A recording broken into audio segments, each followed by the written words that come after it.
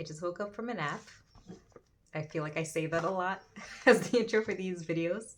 But I thought I really enjoyed reading through the Oracle decks last time. So I'm going to pull out however many cards come out. The Rose Oracle. And this is so cool. My dear friend Marty got me this. It's called Midnight City Tarot. The Fool's Journey Through the City That Never Sleeps. So it's a New York City based tarot card. Isn't that so cool? All right. Dude, this is so awesome. It's a subway. Okay. So, I think I was wearing eyeliner. Okay. The Rose Oracle, I love this deck. When I was on the Hay House website, I think it was like on Black Friday sales. I was looking through the Oracle decks, and dude, this deck specifically kept popping up. What already fell out?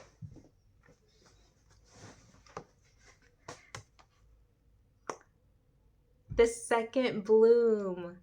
A second chance. It's never too late. New possibilities. Do I feel guided to pull another? Yes. Okay. So yeah, this deck just kept popping up. And there's an ant on my phone now. Interesting. Oh, and I'm so glad I got this deck because it's literally my favorite one so far. I don't know. It definitely called to me. Hold on. Let me just. There's a few cards were face up. I just wanted to fix that. All right, I'm gonna pick card number 7. 1, 2, 3, 4, 5, 6, 7. Lineage of the Rose. Moved by Goddess. Here for this. Soul Call. Gather. Second Bloom. Lineage of the Rose. All right, and I'm going to pull a card from the Midnight Tarot. Midnight City. Hold on, maybe I should go lower. I love it when cards just pop out, dude. All right, we got a 6 of Cups. And I think I feel guided to just pull those 3. All right, let's start off the Second Bloom. The Second Bloom.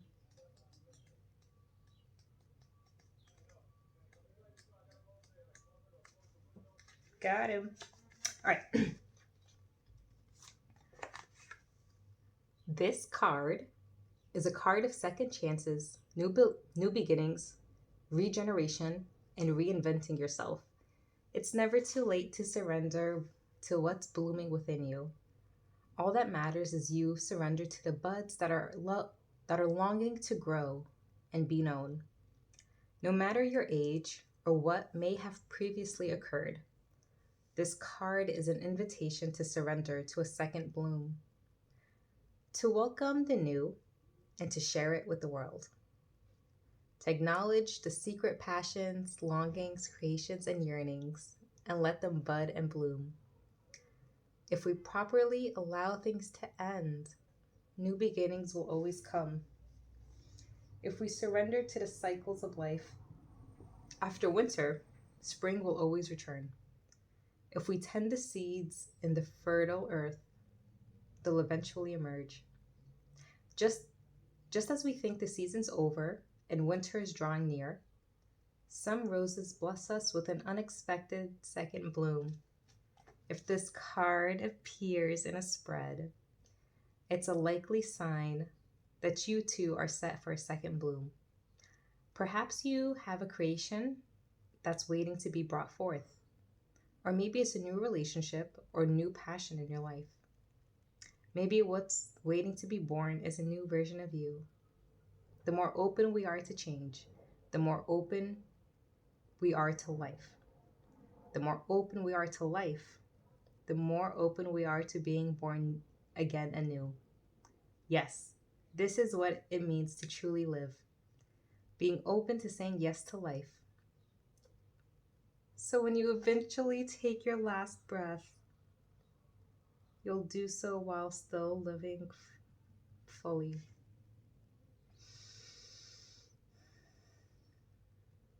Soul inquiry.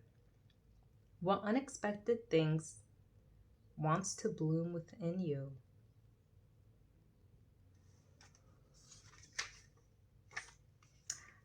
Personally, and I'm getting the sense this is collective too for everyone who's watching, because I think we can all relate to this. What I'm feeling instantly is, with moving to Thailand for the summer, then living in Italy in the fall, and living in Argentina in the winter. I'm so excited to meet those versions of myself. Like post Jasmine that experienced Asia, post Jasmine that experienced Italy. Because every time I travel, dude, that transition and the integration afterwards is just so wild. Like there's no way I come back the same person. And I think what's waiting to bloom is those versions of me. But then as a collective, that new Jasmine who may not be in New York.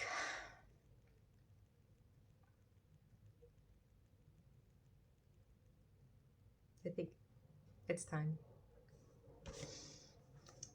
All right. Maybe the second card's for more clarity. Lineage, second one, lineage of the rose. Moved by the goddess, here for this, soul call, gather. Maybe co-creation energy. Lineage. There you go. All right. These times, these changes, divisive times, your soul chose to be here with you right now for this. Wait, what? I feel like crying.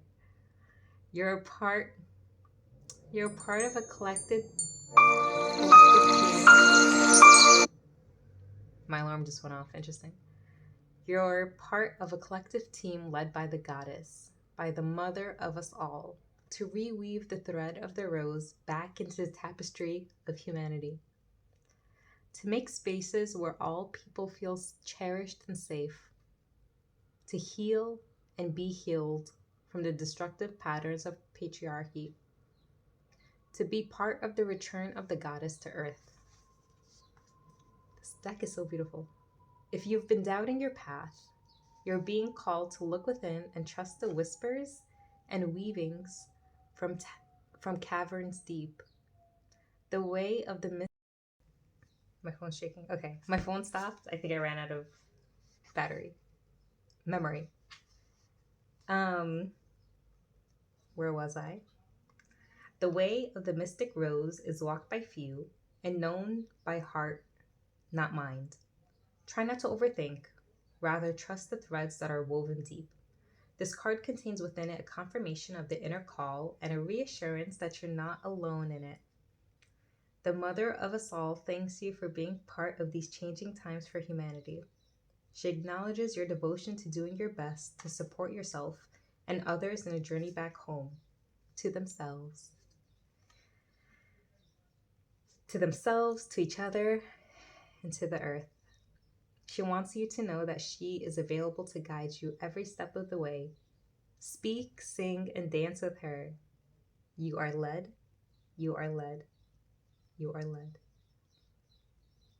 Soul inquiry.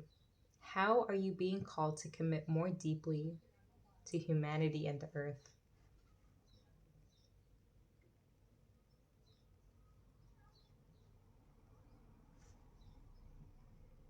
By being here now. All right. I love this deck so much. All right, let's move on to the Six of Cups. Let's do it.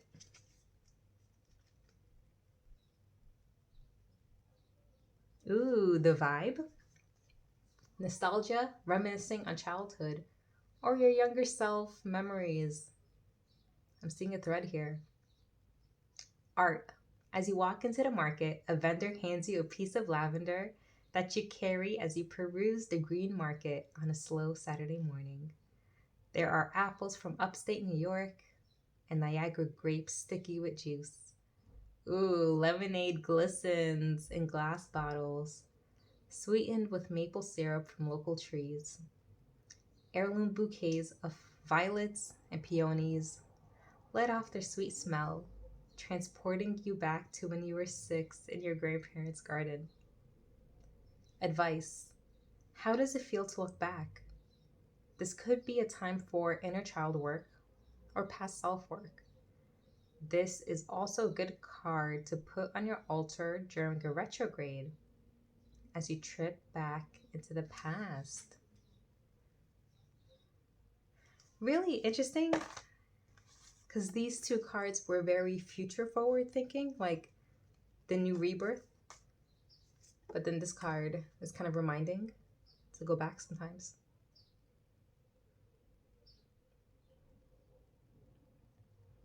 Well, it's all happening now anyway.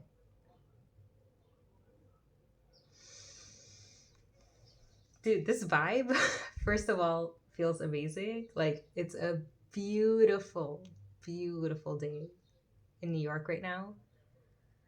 I love how the light is hitting this altar. I love the vibe of this deck. I just woke up from a nap, so I'm kind of like in this in between dream world and reality world. All right. I think that's going to set the tone for the month. Okay.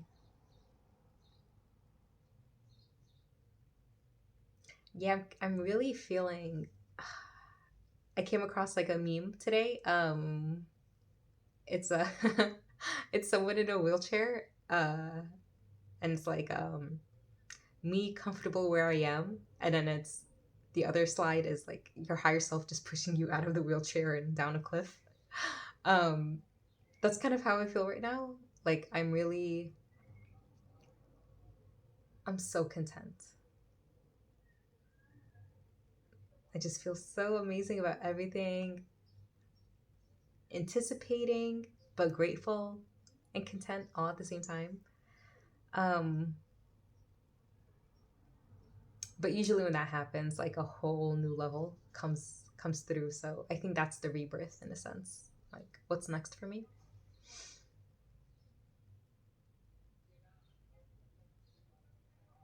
And New York definitely in general just definitely represents my past self.